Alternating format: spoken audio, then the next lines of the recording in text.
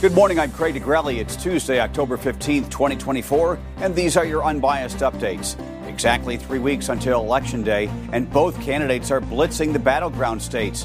What Kamala Harris and Donald Trump told voters in Pennsylvania, and where to next. And a mission to Jupiter, NASA's ambitious plan to visit the largest planet in the solar system, how long it will take to get there, and what scientists are trying to discover. From the Straight Arrow News Studio, bringing the stories that matter to you from across the United States and around the world, these are today's Unbiased Updates. With 3 weeks until Election Day, the candidates are focusing on the key battleground states, and none may be as important as Pennsylvania and its 19 electoral votes. Both Vice President Kamala Harris and former President Donald Trump took their message once again to the Keystone State on Monday, each believing that if they win Pennsylvania, they will win the election. Harris held a rally in the northwestern city of Erie, Pennsylvania, where Trump rallied a few weeks ago. The vice president painting her opponent as a threat to American democracy, warning her supporters of what she calls the dangers of another Trump presidency. I believe so strongly that a second Trump term would be a huge risk for America and dangerous.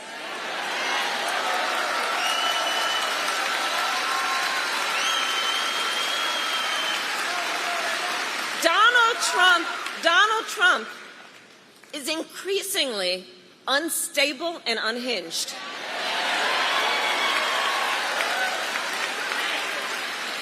And he is out for unchecked power. That's what he's looking for. Harris also urged Pennsylvanians to get out to vote early, as mail-in voting is now underway in the state. Meantime, former President Donald Trump spoke during a town hall in Oaks, Pennsylvania, a suburb of Philadelphia, where he touched upon the claims about being a threat to democracy.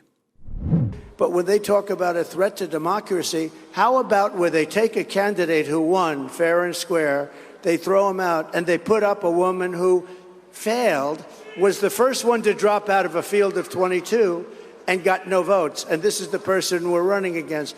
And she is not a smart woman, that's true. And we've had that for 4 years. We're not going to have it for another 4 years. Trump cut his town hall short after two attendees required medical attention, with both the former president and moderator, South Dakota Governor Kristi Noem, commenting on the heat in the venue and joking that inflation had driven up the price of air conditioning. Trump then requested music be played for the remainder of the event. Today, Donald Trump heads back to Georgia as the focus of the battleground states intensifies. Along with rallies, the candidates are continuing their media tour to reach voters. The vice president taking part in a town hall today, hosted by the radio program The Breakfast Club. And then she will appear on Fox News on Wednesday, while the former president will be interviewed by the editor of Bloomberg News today and has indicated he will sit down with popular podcaster Joe Rogan before Election Day. Reuters reporting Vice President Harris is also in talks to be interviewed by Rogan.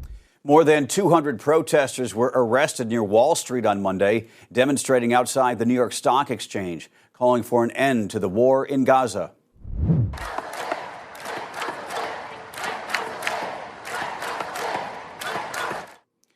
The group of pro-Palestinian demonstrators staged a sit-in demanding an end to U.S. support for Israel's war against Hamas in Gaza. While none of the protesters got into the stock exchange, dozens did cross the security fence put in place by police. A New York Police Department spokesman said officers arrested 206 people. A pro-Israel counter-protest, smaller in number, was also held at the site at the same time. Since the war in Gaza started just over a year ago, more than 42,000 Palestinians have been killed and almost the entire population has been displaced. That's according to Gaza health officials. Investigators in North Carolina arrested a man. He's now charged with threatening to harm FEMA workers who are helping parts of the state devastated by Hurricane Helene. According to the Rutherford County Sheriff's Office, 44-year-old William Parsons is charged with going armed to the terror of the public. That's a misdemeanor. In a statement, the sheriff said while initial reports indicated there was a group of armed militia threatening FEMA workers, they found Parsons acted alone. Officials said he did have a handgun and a rifle in his possession when arrested. The The arrest followed misinformation and disinformation being spread about FEMA in the wake of the natural disaster and caused FEMA to change the way it was working to help people impacted by Helene because of concerns over workers' safety. NASA's search for life on other planets continues with the launch of its mission to one of Jupiter's moons. Europa has long been thought to have a vast underground ocean and a potentially habitable environment. Now NASA intends to find out if that's true. The mission, dubbed Europa Clipper, is on its long journey to Jupiter's fourth largest moon. It is expected to enter the planet's orbit in 2030 after, get this, a flight of nearly 2 billion miles. And this has a lot of people excited. 11 months after the National Zoo in Washington, D.C. said goodbye to the giant pandas, 2 new ones are on their way. According to Chinese officials, the pair of giant pandas have left a research facility and are set to be flown to Washington, D.C. It's not clear when they will arrive. The zoo's website still saying new pandas will be coming by the end of the year. However, the zoo announced on Monday it would be closed the entire day today, only saying that something giant is coming to Washington. And for the safety of the pandas and staff, we will not disclose any additional timing. The return of panda diplomacy between China and the United States has already seen a pair delivered to the San Diego Zoo, with another promised to San Francisco. Finally this morning, most of us have heard of the Great Pumpkin from Charlie Brown. Well, that pumpkin is peanuts compared to this one. A 2,471-pound pumpkin won the 51st World Championship Pumpkin Weigh-Off on Monday in Half Moon Bay, California, south of San Francisco. I mean, look at that thing. It's huge, defeating its closest competitor by just 6 pounds. The winning pumpkin belongs to a Minnesota horticulture teacher who is no stranger to gigantic gourds. His pumpkins have won this contest 4 years in a row. He set a world record last year when his entry weighed 2,749 pounds. Good grief, that is a great pumpkin.